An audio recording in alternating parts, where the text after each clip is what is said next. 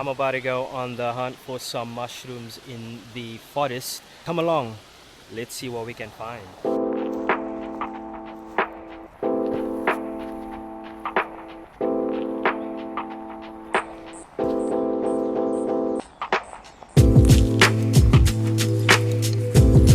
As you can see guys, we were off to an amazing start. Look at all these different specimens found in different areas, under oak trees and pine trees.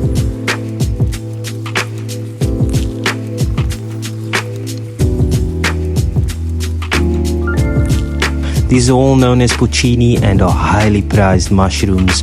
When it comes to making food, these things really pack a flavor punch. Just look at the amount of mushrooms I stuffed in my basket, guys.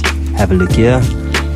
My basket is full to the brim. I could not be happier.